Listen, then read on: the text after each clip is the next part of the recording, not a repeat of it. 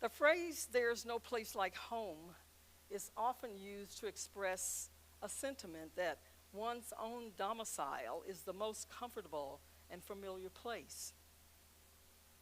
It reflects the idea that home is a place of security, belonging, and love.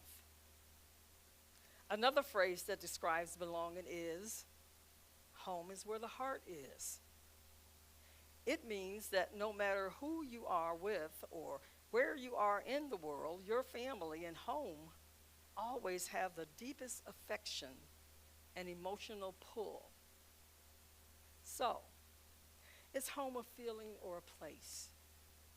We may feel at home in a number of places, but only a few may have the distinction of being home. There are some well-known stories of finding the way home. In the Christian scriptures, the younger of two sons in a family runs away with his inheritance and spends it on foolish things.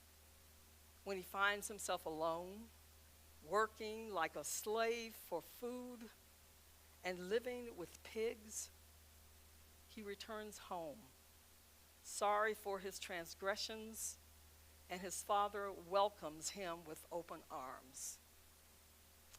Thomas Wolfe's novel, You Can't Go Home Again, tells the story of George Webber, a fledgling author who writes a book that makes frequent references to his hometown of Libya Hill.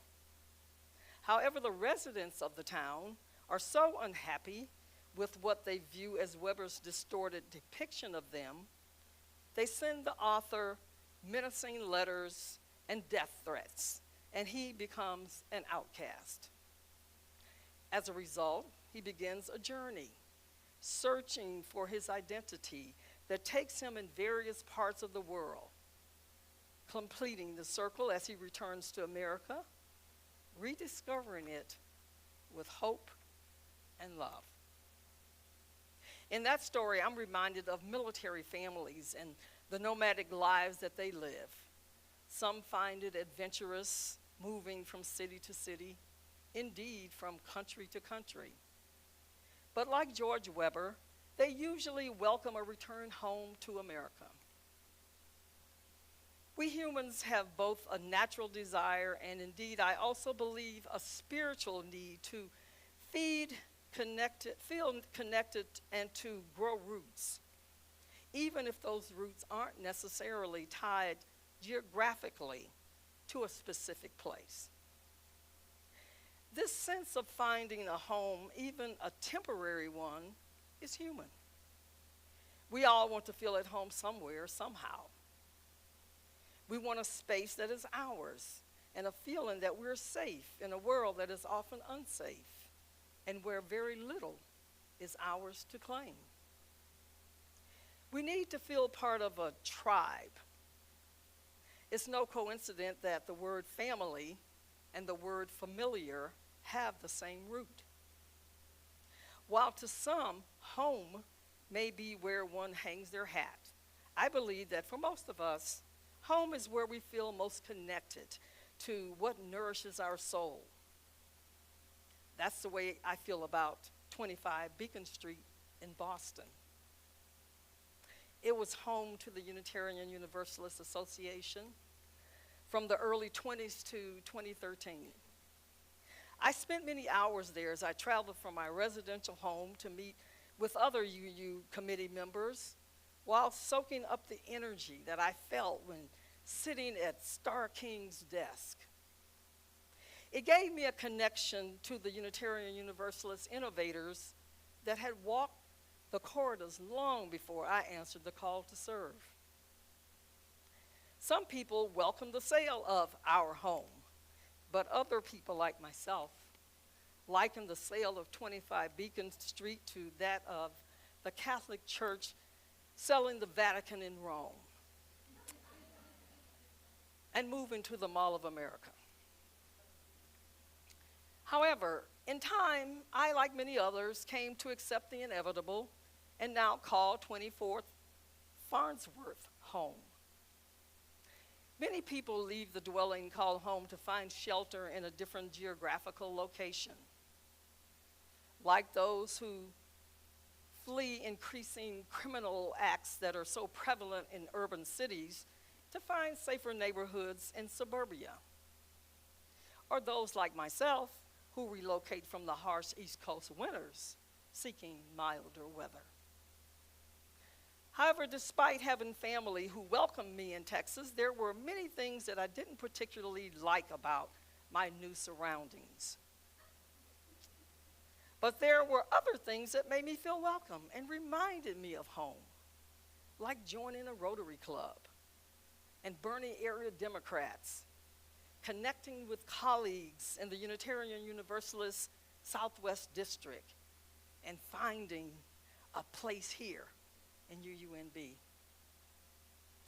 People move places for jobs, relationships, opportunities, and escape.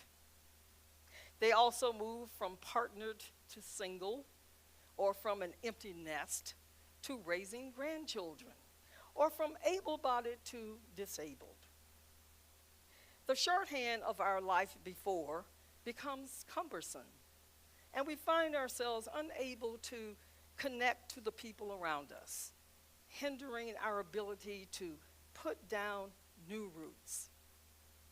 And yet, we carry a constancy, the still, quiet voice within that knows the difference between the window dressing and the big, wide, beautiful world beyond the window. We feed this wise little voice with prayer, breath, song, and service. Now, I was fortunate in being able to step into a safe place and community, finding a home of my choice without fear of the unknown. Because people leave home or places given to them in places of a home that might have been lost to war, seeking refuge from 1,000 dangers and uncertainties. And for those of us who live in relative peace and prosperity, these reasons are inconceivable. However, some people can't remain where they are, in the places they know. So for their sake and for the sake of their children, they give up their sense of belonging and surrender the climate and food and sounds and smells that their bodies have always known for the unfamiliar, the harsh, and the unknown. They trade the hell they know for the unknown and the foreign. Some members of our human family throw their arms wide to welcome those seeking mercy and seeking home, but unfortunately others are nearly taking up arms to drive them away. I think that immigrants deserve deep respect for their courage and their capacity to keep moving forward towards hope. It's a painful territory that stretches between the merciful and the damned. I believe it is exhibiting a dehumanizing arrogance to adjudicate and assess which refugees are deserving of mercy and which ones aren't. Yes, there are places where many of us can feel safe, can feel at home, but others live in fear of abuse in a place that should offer safety. Moreover, you've seen in recent years, we can't guarantee the safety of any place. When movie theaters, concerts, workplaces, churches, restaurants, and schools become scenes of violence. There has to be more than the world we see now. We have to work to make all places and all people safer. But once again, I question, is home a dwelling place or an emotion that one feels that is attached to a particular place? My daughter describes her feelings of home as the familiarity of cultural diversity in metropolitan cities. She continues saying that she gets that feeling in Houston and in Las Vegas because she sees such a wide range of cultural diversity. It is her belief that because she came of age as an independent young adult living in metropolitan cities, these are the places where she feels most at home. It is my belief that she probably wouldn't feel that way had she experienced any negativity. Moreover, after some reflection on her theory, I had to examine my own feelings of why and where I feel at home. I feel that way about New York City. And again, it's because of the positivity associated with the city. I spent my ministerial internship in Manhattan.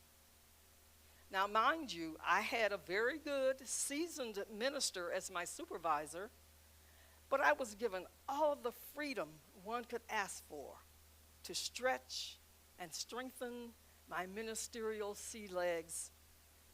And in addition, I felt safe and secure with a group of church ladies who were experienced at nurturing future ministers. Moreover, I never experienced the quintessential rude New Yorker. My experiences were just the opposite, but that's a story for another sermon.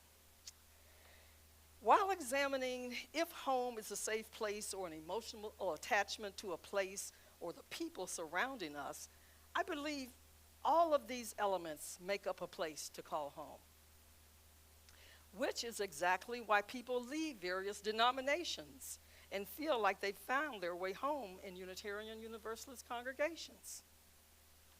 It's the radical hospitality that we extend. Like the innkeeper in the Christmas story, who in a moment of inspiration remembers the stable out behind the inn. It's not much, but it's some protection from the wind. No matter how bitter the weather may become, the heat from the animals will keep these guests warm. We are each of us, and all of us together, looking for that place to call home. Especially me and my colleagues when in search of a call to serve one of our congregations. It may be the place where we are presently residing, or it may not be. It may be that some will never find the perfect place to call home, though they may make do with some good temporary homes along the way. That perfectly safe home, or that perfectly suited to us, or that perfect theology may not be possible, even in our lifetime. However, we must try, and try to do better. Look at how we collectively grieve and rally around communities after all of the mass shootings that we've endured, or raising the millions in funds to help restore home after various natural disasters around the world. My prayer is that everyone here feels safe and at home. And I challenge you all to make this home even safer, better, and more welcoming for everyone who enters here. We have to make our world a little safer, a little more like a place where everyone feels at home. T.S. Eliot tells us that home is where we start from, but it's also the home that we go to. We have to do better for refugees fleeing from violence in their homelands that come to our shores to find a home. As Unitarian Universalists, our seventh principle reminds us that we are interconnected, so no one is truly separate. Furthermore, our actions affect others, and we in turn are affected too. Unitarian Universalism affirms that we must act to make change for the better, and that better has to mean better for all of us. In the last scene of the MGM film, The Wizard of Oz, Dorothy wakes up in her bed to find herself surrounded by her family. She looks around to see the faces of the people that she loves and who love her, and she says, "There's no place like home." Isn't that what really makes where we are worthy to be called home? Finding our way to a place surrounded by the people who love us, and we trust and love them. From my heart to yours, may it be so.